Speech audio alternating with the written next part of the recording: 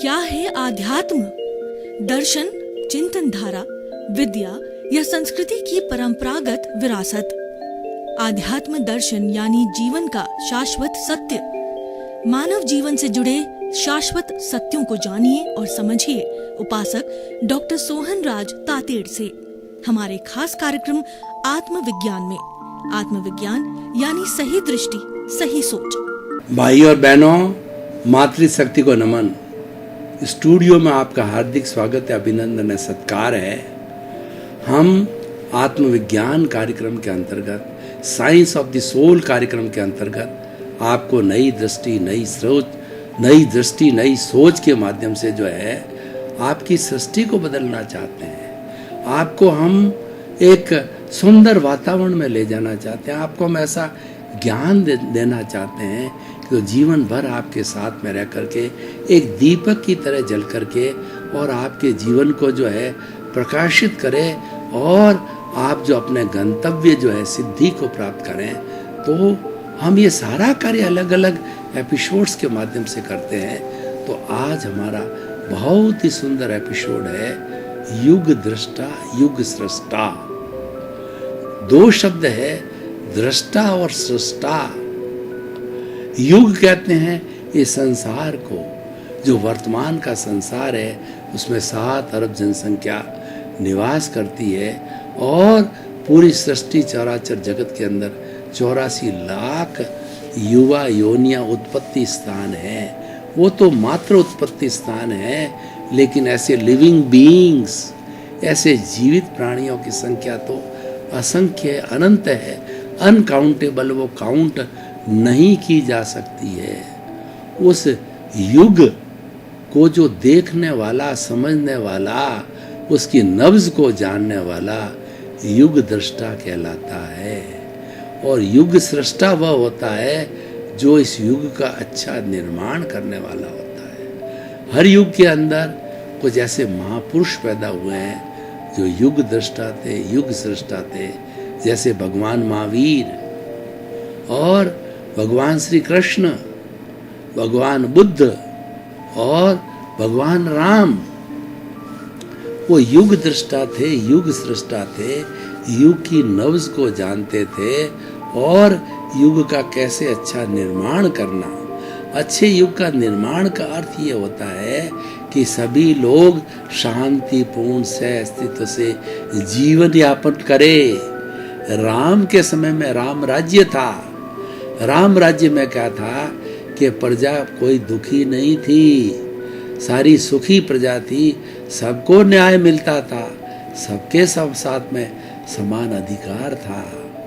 और भगवान कृष्ण भी यही चाहते थे कि महाभारत का युद्ध टल जावे और जन धन की हानि न हो। उन्होंने बहुत प्रयास किए दुर्योधन को समझाने के लिए। विश्व पितामह ने प्रयास किया, गुरु द्रोणाचार्य ने प्रयास किया, परंतु दुर्योधन बहुत क्रोधी, हठी व्यक्ति था। तो उसके क्रोध और हठ के कारण जो है, नियति के कारण, सबके प्रयास करने के बावजूद भी भगवान कृष्ण ने तो यहाँ तक प्रयास किया, वो दूत, शांति दूत बन करके गए और दुर्योधन को कहा तुम्हारे चचेरे भाई है और तुम्हारे पास इतना बड़ा साम्राज्य है अयोध्या का, तो तुम तो उस साम्राज्य में से जो है थोड़ा सा 5 गांव जो है अपने 5 भाइयों को दे दो, उसमें वो संतुष्ट हो जाएंगे, क्योंकि उनको रहने को जगह भी चाहिए। आखिर तुम्हारे भाई है, वो क्षत्रिय है, वो लोग बहुत ही सहनशील हैं और वो युद्ध नहीं चाहते, तुम ऐसा कर दो। तो दुर्योधन ने कहा 5 गांव तो दूर रहे, मैं एक सुई की नोक जितनी भी जमीन उनको नहीं दूंगा। तो ये महाभारत अवश्य था। और द्रौपदी का चीरहरण हुआ, क्योंकि द्रौपदी ने कुछ अपशब्द दुर्योधन को कह दिए कि अंधों की संतान, यानी धृतराष्ट्र के 100 जो है कौरव पुत्र थे और सबसे बड़ा दुर्योधन था। अंधों की संतान अंधे ही होती है, क्योंकि उनको एक जो है पानी जैसा दिखाई दिया संयमवर के समय दुर्योधन का, वो फिसल गया, गिर गया, उस पर टॉन्ट कसा गया। यह भी एक कारण बना। खैर, जो भी कारण हो, ये जो महाभारत एक नियति थी। तो इतने इतने महापुरुष हुए, जो महात्मा गांधी को लीजिए, स्वामी विवेकानंद को लीजिए, कि महात्मा गांधी ने इतना बड़ा फार्मूला दिया कि अहिंसा को अमोघ मंत्र रखकर सत्याग्रह के साथ में, अहिंसा की नीति के साथ में देश को आज़ाद कराया। और वो युग दृष्टा थे, युग सृष्टा थे। उन्होंने सर्वोदय का फार्मूला दिया कि हमारे भारतवर्ष के अंदर हर नागरिक को, जो भी उस समय 33 करोड़ की जो है वो जो जनसंख्या थी, हर नागरिक को समान अधिकार मिले और समान विकास करने का चांस मिले। आज भी हमारे जो लोकप्रिय प्राइम मिनिस्टर है वो युग दृष्टा, युग सृष्टा है। वो कहते हैं सबका साथ, सबका विकास।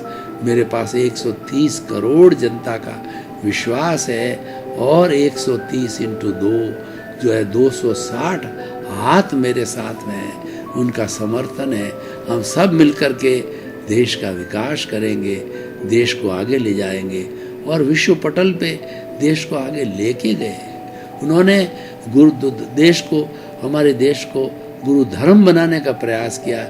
21 जून के ही प्रयासों से 21 जून को तीसरी बार जो है वो जो अंतर्राष्ट्रीय योग दिवस मनाया गया। और हमारा 2 अक्टूबर को महात्मा गांधी का जो जन्मदिन है उसको अंतर्राष्ट्रीय अहिंसा दिवस के रूप में मनाया जाता है। तो युग दृष्टा, युग सृष्टा वह महामानव होता है जो युग को जो है वो अपने उसकी सृष्टि का निर्माण करता है। उसमें ऐसे गुण होते हैं कि वो अच्छे युग का निर्माण करता है और उसको अच्छे युग की नज़र से देखता है। अब देखिए, वास्तव में युग दृष्टा, युग सृष्टा कौन हो सकता है? वास्तव में युग दृष्टा, युग सृष्टा तीर्थंकर होते हैं, क्योंकि उनके पास में केवल ज्ञान होता है, एब्सोल्यूट ट्रुथ होता है। उसके नीचे किसी के पास में एब्सोल्यूट ट्रुथ नहीं होता और वो भगवान गिने जाते हैं। वो वास्तव के अंदर सही मायने में युग दृष्टा होते हैं, युग सृष्टा होते हैं। वो समोसरण देते हैं, उनके अंदर करुणा झलकती है और वो प्रवचन करते हैं। उस वक्त के अंदर देखिए कितनी बड़ी समोषण की व्यवस्था है कि उनके प्रवचन के समय के अंदर जो है शेर और उसके बाद में कुत्ता, बिल्ली, चूहा, ये पंचेंद्रीय जीव भी समोषण के अंदर प्रवचन सुनने आते हैं। उनमें हिंसा का भाव जागृत नहीं होता, जबकि शेर जो है वो कुत्ते को देख करके या किसी भी जीवित प्राणी को देख करके अपना शिकार समझ करके झड़प सकता है। कुत्ता भी बिल्ली पे झड़प सकता है, बिल्ली भी चूहे पे झड़प सकती है। लेकिन अहिंसा के भाव आ जाते हैं, हिंसा के भाव समाप्त हो जाते हैं। ये किस लिए होते हैं कि वो युग, उनके प्रवचनों में इतनी ताकत होती है, इतना उपकार होता है, इतनी अहिंसा होती है, इतनी करुणा होती है कि वो ऐसा कर नहीं सकते। और जहाँ पर तीर्थंकर विराजमान होते हैं वहाँ 125 योजन तक कोई भी भूचाल नहीं आ सकता, कोई भी अकाल नहीं पड़ सकता, अतिवृष्टि नहीं हो सकता, बीमारी नहीं आ सकती, दुख नहीं आ सकता है। मतलब ये है कि वो इतने महान पुण्यशाली भगवान होते हैं, तीर्थंकर होते हैं, केवल ज्ञानी होते हैं कि वो वास्तव में युग दृष्टा, युग सृष्टा वो कहे जाते हैं। परंतु अभी तो तीर्थंकर हमारे भरत क्षेत्र में है नहीं, तो जो है उनसे चलाना पड़ेगा। तो जो ज्ञानी पुरुष है वर्तमान में, जो हमारे आचार्य लोग हैं या ज्ञानी पुरुष है जिनके पास में ज्ञान है, वो युग दृष्टा है, युग सृष्टा है। युग दृष्टा, युग सृष्टा कौन होता है कि वो हमारी बिलीफ को चेंज करे, हमारी रॉन्ग बिलीफ को समाप्त करके हमारे को राइट बिलीफ दे। रॉन्ग बिलीफ क्या है कि ये शरीर है, ये जड़ है, और हमारी आत्मा है, चेतन है। इन दोनों के बीच के अंदर रॉन्ग बिलीफ पड़ गई है। उनके बीच के अंदर एक जो है अज्ञान का वेल्डिंग पड़ा हुआ है। उस वेल्डिंग को काटना है, उस रॉन्ग बिलीफ को हटाना है और रॉन्ग बिलीफ जो ही हट गई, जो है हम अपने स्वभाव में चले गए और जड़ जड़ में आ गया। यानी रॉन्ग बिलीफ को समाप्त करने का अर्थ क्या है कि हमारा ये शरीर है उसको अलग मानो आत्मा से, और ये तो जड़ है, ये तो पूर्व जन्म के अंदर कुदरत के कानून को मानो कि पूर्व जन्म में इसने जो जो कॉजेज डाले हैं वो कॉजेज आज कर्म शरीर के रूप में और जो है द्रव्य कर्म के रूप में आए, और उसको ये मन वचन काया रूपी शरीर मिला है, और जीवन भर उनके कॉजेज के अनुरूप उदय भाव से, प्रारब्ध भाव से ये उसको भुगतता रहेगा। इसमें उसकी कोई स्वतंत्रता नहीं है, ये कुदरत भुगताता है। कुदरत का कानून यह है कि जैसे जैसे इसके भोग की स्थिति आती है, कर्मों के भुगतान की, वैसे वैसे वो निमित्त भेजता है, वैसे वैसे संजोग भेजता है। कैसे? मान लीजिए पहले हम उसके दुख की स्थिति लेते हैं कि जिस व्यक्ति का जो कर्म का भुगतान होना है उसको दुख आना है। दुख आने का अर्थ मान लीजिए उसी पत्नी के बीच में झगड़ा होने वाला है, ऐसा झगड़ा कि वो डाइवोर्स तक की स्थिति आने वाली है। तो भगवान करे किसी को आए नहीं, परंतु मैं तो एक और लगभग उसके 20-25 साल हो गए शादी किए हुए, बड़े बड़े बच्चे हैं, शादी करने लायक बच्चे हैं, उन पर बहुत बड़ी जो है जिम्मेवारियां आ गई है। लेकिन कर्मों का योग देखो कि उनके बीच में टकराव की स्थिति आ गई, तो टकराव पैदा करने के लिए जो है उसके कर्मों के बंधन के अनुसार दोनों की बुद्धि को खराब कर देते हैं, और जो 25 साल तक उनके प्रेम था वो प्रेम से विमुख हो जाते हैं, और वो एक दूसरे पे दोषारोपण करते हैं, और उसके दोषारोपण का के लिए वो उस पर दोष डालता है, वो उस पर दोष डालता है, और आपस में झगड़ा, वह मनुष्य खड़ा हो जाता है, और उसके दोषों को भुगतान करने के लिए उसके कोई परिवार के सदस्य, कोई जो है पति के पक्ष में आ जाता है, कोई पत्नी के पक्ष में आ जाता है, और कुल मिला करके ये झंझट खड़ा हो जाता है, ये नारकीय जीवन खड़ा हो जाता है, और सबको बड़ी तकलीफ के अंदर डाल देता है। और ये अचानक आता है। 25 वर्ष तक शांति थी, कोई तकलीफ नहीं था, पर ये उदय में आया तो इसने ये सारी तकलीफ पैदा कर दी। तो ये देखिए, ये तो था पापोदय। अब किसी के पुण्योदय आता है तो चारों तरफ जो है वह उसके प्रगति होती है, धन आता है, दौलत आता है, और अच्छे बाल बच्चे मिलते हैं, उनकी सेवा होती है, और उनको पद मिलता है, उनको प्रतिष्ठा मिलती है, चारों तरफ से जो है सुख ही सुख बरसने लग जाता है। तो ये सारा कौन बरसाता है? ये कुदरत का कानून बरसाता है। ये कुदरत के जो 6 तत्व है, जीव, अजीव, रेस्ट, मोशन और टाइम, और अपना स्पेस, गति सहायक, स्थिति सहायक, time, motion, animate, inanimate, time, और उसके साथ में जो हमारा स्काई तत्व है, ये सारा। और दूसरा हम इस रूप में भी कह सकते हैं द्रव्य, क्षेत्र, काल, भाव और भव, 5 तत्व जो है ये साधन जुटाते हैं, इनके निमित्त जुटाते हैं। यूं भी कहा जाता है काल, स्वभाव, कर्म, पुरुषार्थ, यदि ये सारा जो है व्यवस्थित शक्ति ये कुदरत है, और ये कुदरत का कानून ही कार्य करता है, और वह व्यक्ति के जो है उपादान होता है, जैसे कर्मों के भुगतान के अनुरूप जो है स्थितियाँ पैदा करता है, संजोग जोड़ता रहता है। तो ये हमें समझना है कि आखिर मैं कौन हूँ, और ये संजोग चल रहे हैं, ये तो एक दिन जाने वाले हैं, ये तो भुगतने वाले, ये जड़ है। क्योंकि ये जड़ तत्व ने पिछले जन्म में कॉजेज डाले थे, और पिछले जन्म में भाव किए थे, वही भाव कर्म आज द्रव्य बन कर्म बन के आए हैं, और उसको शरीर मिला है, उसको भुगतने के लिए आयुष्य मिला है, और ये तब तक भुगतता रहेगा, अच्छे या बुरे, पुण्य और पाप, जब तक ये सारे झड़ नहीं जाएंगे। ये पुण्य पाप जो है वो भोगने के बाद में झड़ जाते हैं, जिसको कि भगवान ने निर्जरा कहा है। तो ये तो सारा उदय भाव है, ये सारा जो प्रारब्ध है ये तो चलता रहेगा, इसके अंदर समय लगाने की जरूरत नहीं है, क्योंकि ये तो परिणाम है। जो हम पेपर पिछले जन्म में देख कर के आए हैं, अच्छी तरह से देख करके हमने नियति को, हमने जो है कुदरत को वो पेपर सौंप दिया, तो कुदरत जो है अब हमें परिणाम देती है और जीवन भर ये परिणाम चलता है। ये पेपर किसने हल किया? मैंने ही किया, तो उसी के परिणाम मिल रहे हैं, तो वही मिलेंगे, नए कहाँ से आएंगे? कुदरत निष्पक्षपाती है, वो कभी पक्षपात नहीं करती किसी का, उसका कार्य न्याय करना है, हुआ सो न्याय। प्रकृति हमेशा न्याय करती है, मुझे अच्छा लगे या ना लगे, क्योंकि पेपर मैं दे के आया हूँ, ये तो एक मैसेंजर का काम करती है और मैसेंजर के अनुरूप ही मुझे जो है ये परिणाम उसको देती है। तो भाई और बहनों, ये सारा उसके अनुरूप होता है। ये तो सारा जो होता है ये जड़ का है, ये परिणाम है। लेकिन पुरुषार्थ व्यक्ति क्या है?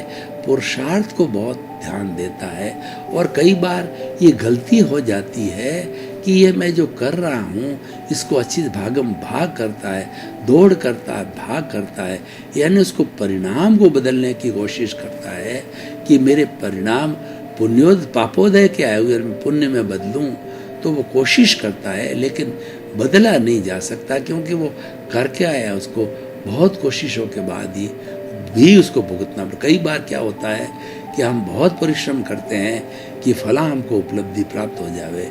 कोई एमएलए बनना चाहता है, कोई एमपी बनना चाहता है, कोई कुबेरपति बनना चाहता है, किसी के संतान नहीं होते, संतान प्राप्त करना चाहता है, और किसी के जो है शादी नहीं होती तो शादी करने का संयोग बिठाने के प्रयास करते हैं, लेकिन उसके जो भाग्य में शादी है ही नहीं, तो वो मिलने वाली भी नहीं है। तो इस तरीके से ये सारा ये पुरुषार्थ है नहीं, ये परिणाम है। पुरुषार्थ तो क्या है कि वह अपने स्वरूप की स्मृति करना, अपनी पहचान करना कि मैं कौन हूँ, मैं परिणाम नहीं हूँ, मैं तो पुरुषार्थ हूँ। पुरुषार्थ कौन सा है? मैं तो चेतन तत्व हूँ जो कि हर जो है वो समय में था, भूतमान में था, वर्तमान में हूँ और भविष्य में रहूँगा। मेरा मोक्ष भी हो जाएगा, मुक्ति भी हो जाएगी, जो मेरा अंतिम साध्य है, तब भी मैं अवस्थित रहूँगा। मुक्ति में भी जो है ये अनंत ज्ञान, अनंत दर्शन, अनंत जो है वो शक्ति और अनंत सुख के रूप में ब्लिस के रूप में जो है ये वहाँ पर भी जो है आत्मा हाजिर होता है सिद्ध क्षेत्र के अंदर। तो ये हमारा चिंतन पुरुषार्थ का चलना चाहिए।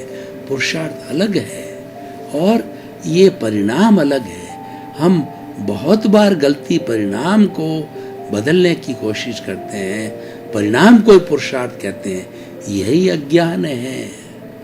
और इस अज्ञान के कारण क्या होता है, हम अपने आप को करता बैठते, मान बैठते हैं कि ये मैंने किया, ये धन मैंने कमाया, ये बंगला मैंने खड़ा किया, ये कार मैंने खरीदी, मैं इतना पद वाला हूँ, मैं इतना प्रतिष्ठा वाला हूँ, और मैं इतना धनवान हूँ, मैं इतना बड़ा विद्वान हूँ, और इतना बड़ा मैं नेता हूँ। ये हम खड़ा कर देते हैं।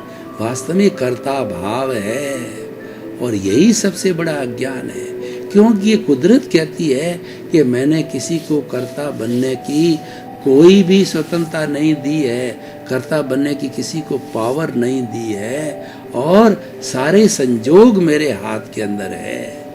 ये जो उपादान लेकर के आए, इसकी ये उसके भावक्रम थे और ये अब द्रव्य कर्म बन गए। तो ये अभी मेरी निश्रा में आ गया, मेरे ताबे में आ गया है, मेरे कंट्रोल में आ गया। तो मैंने किसी को कर्ता बनने की पावर नहीं दी और व्यक्ति कर्ता मान लेता है।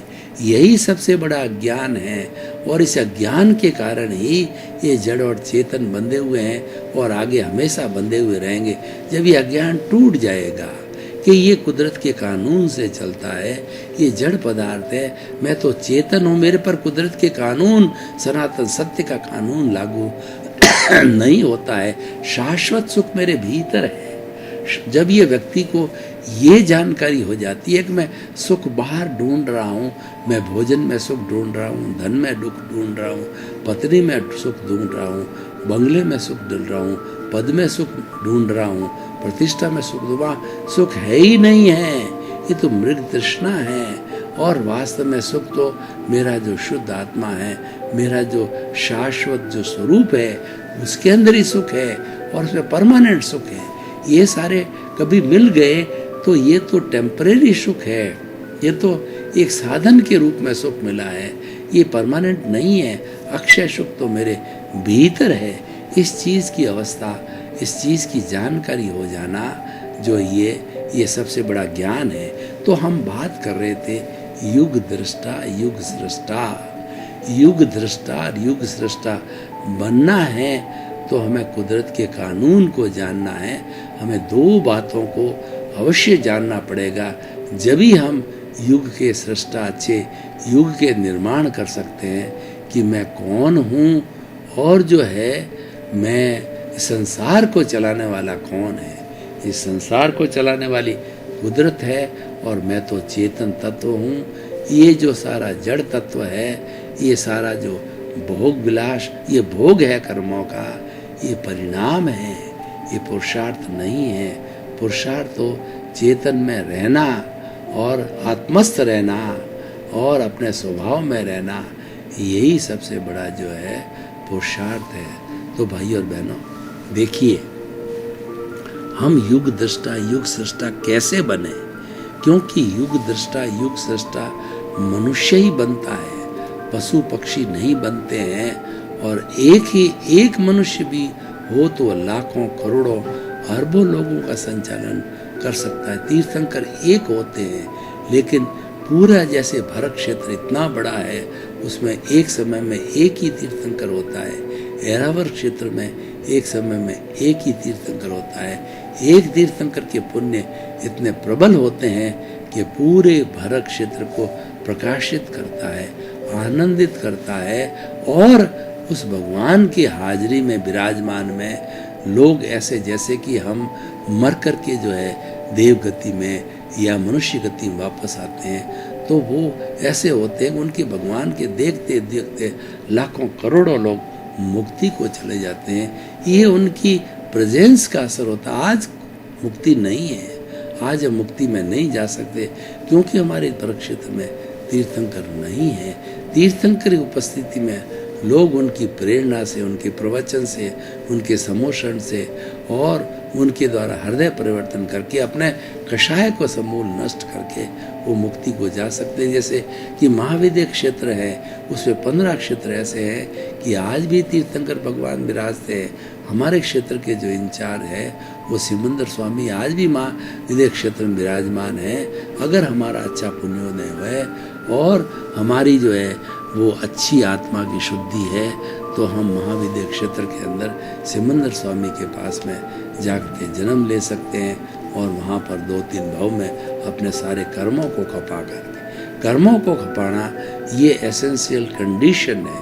हर सूरत में कर्मों को खपा करके कॉजल बॉडी और हमारे कार्बन शरीर को शून्य करना पड़ेगा, तभी मुक्ति की प्राप्ति हो जाती है। तो भाई और बहनों, हम युग दृष्टा युग सृष्टा की बात कर रहे हैं, तो व्यक्ति बनता है, उसमें कुछ अच्छी क्वालिटीज़ आनी चाहिए। क्वालिटीज़ एक तो मैंने ये बताई कि वो कुदरत के कानून को समझे, वो आत्मविज्ञान को समझे कि वास्तव में आत्मा का विज्ञान क्या है। आत्मा का विज्ञान है कि अपने स्वरूप के अंदर रहना और वह जो जितनी अवस्थाएं हैं उसको कुदरती रचना मानना। ये कुदरत के द्वारा संचालित होती है और कुदरत ही इसको चलाने वाला है। भाई और बहनों, आपका बहुत बहुत धन्यवाद। आप हमारे साथ जुड़े रहिए। आपको आत्मविज्ञान कार्यक्रम के अंतर्गत बहुत बड़े बड़े अच्छे ज्ञान के एपिसोड मिलने वाले हैं, जिससे आपकी रॉन्ग बिलीफ समाप्त हो जाएगी। और जो ही रॉन्ग बिलीफ समाप्त हुई, यानी आदमी का ज्ञान चला गया, तो उसको सच्चा ज्ञान हो जाएगा। और सच्चा ज्ञान होने के बाद में उसको सम्यक दर्शन होगा, उसकी मुक्ति की नींव लगेगी और आगे से आगे वो तरक्की करता रहेगा। इसी क्रम में आपका जीवन आनंदमय हो, मंगलमय हो, धन्य हो। आपके प्रति बड़ी बड़ी मंगल कामना। आत्मविज्ञान में आत्मविज्ञान यानी सही दृष्टि, सही सोच।